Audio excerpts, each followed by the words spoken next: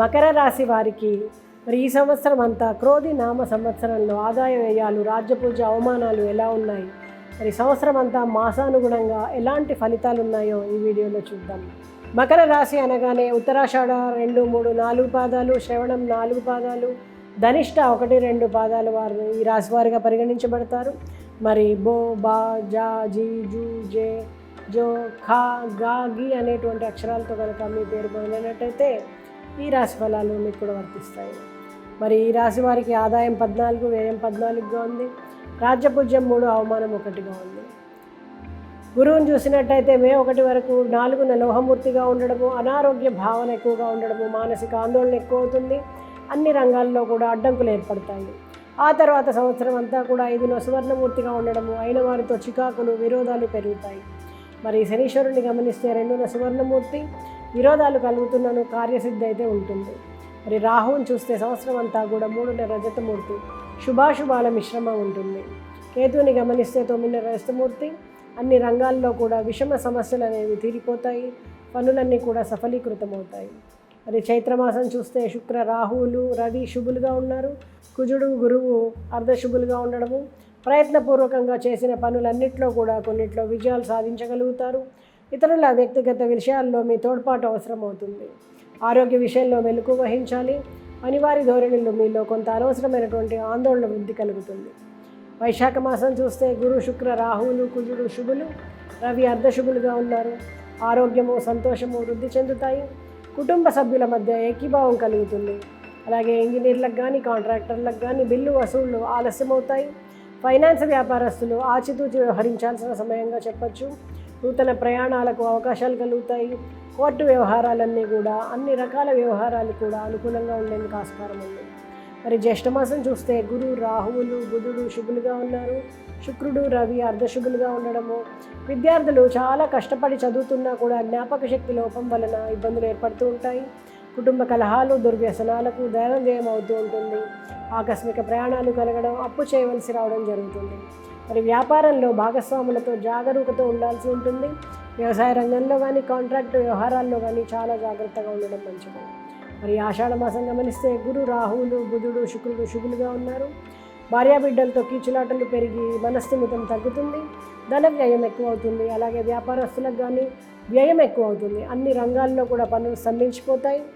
అయితే విద్యార్థులకు చదువు మీద శ్రద్ధ తగ్గి ఇతర విషయాల మీద శ్రద్ధ పెరుగుతుంది.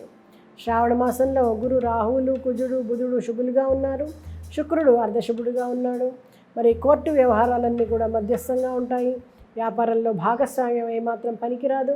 కంపెనీ యాజమాన్యాలకు కానీ, ఉద్యోగులకు కానీ సరిపడక పనులు స్తంభిస్తూ ఉంటాయి. ఆఫీసర్లు పైవారికి, క్రింది వారికి మధ్యన ఇరుకున పడుతూ ఉంటారు. భాద్రపద మాసం చూస్తే కుజ, గురు, రాహువులు, బుధుడు, శుక్రుడు శుభులుగా ఉన్నారు. రవి అర్ధశుభుడుగా ఉన్నాడు. వృత్తి ఉద్యమాలలో అనుకూలత, ధనలాభము, రుణ నివృత్తి, కుటుంబ సౌఖ్యము, మంచి ఆరోగ్యము, సామాజిక గౌరవము అనేవి లభిస్తాయి. దూర బంధువులకు వివాహాలు, శుభాలు కలుగుతాయి. ఇవన్నీ మీరు శుభకార్యాల్లో పాల్గొనడం ఆనందాన్ని ఇస్తుంది. వ్యాపార వ్యవహారాల్లో కూడా మీకు అభీష్ట సిద్ధి కలుగుతుంది. మరి ఆశ్వయుజ మాసం చూస్తే గురు, రాహువులు, కుజుడు, బుధుడు శుభులుగా ఉన్నారు. శుక్రుడు, రవి మీరు అర్ధశుభులుగా ఉన్నారు. ఇలాంటి శుభత్వం వలన విద్యార్థులు అనుకున్నటువంటి ఫలితాలను పొందలేకపోతారు. లలిత కళపైన ఆసక్తి పెరుగుతుంది. ఆశించిన ద్రవ్యం కానీ, కావలసిన వస్తువులు కానీ త్వరలోనే పొందుతారు. కొత్త పథకాలకు ఆలోచన చేస్తారు. సంతానానికి అభివృద్ధి కలుగుతుంది. శక్తికి మించిన కార్యాలు చేయవలసి వస్తూ ఉంటుంది. కార్తీక మాసం చూస్తే రవి, బుధ, గురు, శుక్ర, రాహువులు శుభులు. కొత్త పరిచయాలకి ఈ మాసం అనుకూలంగా ఉంది.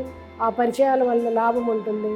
దైవ సందర్శనము, మిత్రుల సహకారము, దాన ధర్మాలు చేయటము, భార్యాభర్తల మధ్యలో అవగాహన పెరగడము, కీర్తి ప్రతిష్టలు కలగడము జరుగుతుంది. ఈ సమర్థతలకు గుర్తింపు లభిస్తుంది. నూతన ప్రయాణాలకు అవకాశాలు తగ్గుతాయి. అన్ని సమస్యలు కూడా నిదానంగా తొలగుతాయి. మార్గశిర మాసం చూస్తే బుధ, గురు, శుక్ర, రాహువులు శుభులు. మరి రవి అర్ధశుభుడు. సినీ కళారంగాల వారు అధిక ప్రయాణాలు చేయాల్సి వస్తుంది. లాభాలు ఉంటాయి. కొత్తగా పరిశ్రమలో ప్రవేశించే వారికి అనుకూలంగా. రాజకీయ రంగంలో వారికి శ్రమ లోపం లేకుండా కష్టపడతారు, కానీ ఫలితం శూన్యంగా ఉంటుంది. స్త్రీలు తమ ఆలోచనలు సఫలమయ్యేందుకు కృషి చేసి విజయం పొందుతారు. పుష్యమాసం చూస్తే గురువు, శుక్రుడు, రాహువులు, కుజుడు, బుధుడు శుభులుగా ఉన్నారు. మరి బుధుడు అర్ధశుభుడు, మరి రవి అర్ధశుభుడుగా ఉన్నాడు. బెల్లము బంగారము వ్యాపారస్తులకు బేరం సాగి పూర్వం కంటే మేలు కలుగుతుంది. గృహంలో శుభకార్యాలు జరుగుతాయి. కొన్ని ప్రయాణాలు స్థిరపడతాయి. విద్యార్థులకు మంచి ఫలితాలు ఉంటాయి. వ్యాపారస్తులకు కూడా చాలా అనువైన కాలం అని చెప్పచ్చు. మాఘమాసం చూస్తే కుజ గుర శుక్ర రాహువులు శుభులు, మరి రవి అర్ధశుభుడు. ఈ వివాహాది శుభకార్యాలకు బంధుమిత్ర సహకారంతో నిశ్చయం చేసుకోగలుగుతారు. వ్యాపారస్తులకు ఆదాయ వ్యయాలు సమానంగా ఉంటాయి. భూగృహ సంబంధ విషయాలు అనుకూలంగా ఉన్నాయి. ఆర్థికాభివృద్ధి గత మాసం కంటే మేలుగా ఉంటుంది. పాల్గొన మాసం చూస్తే కుజ గురు శుక్ర రాహువులు శుభులు, రవి అర్ధశుభుడు. నిర్మాణ పథకాల పట్ల ఏకాగ్రత వహిస్తారు.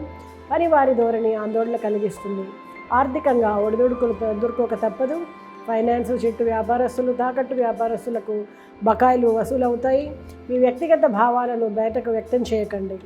మరి ఈ రాశి వారు నిత్యం దారిద్ర్య దహన స్తోత్ర, శివస్తోత్ర పారాయణ వలన ఉత్తమ ఫలితాలు ఉంటాయి. శివుడిని అభిషేకం చేయడము, అర్చన చేయడము, అలాగే ఏదైనా శివస్తోత్రాన్ని పఠించడం వలన శుభం కలుగుతుంది.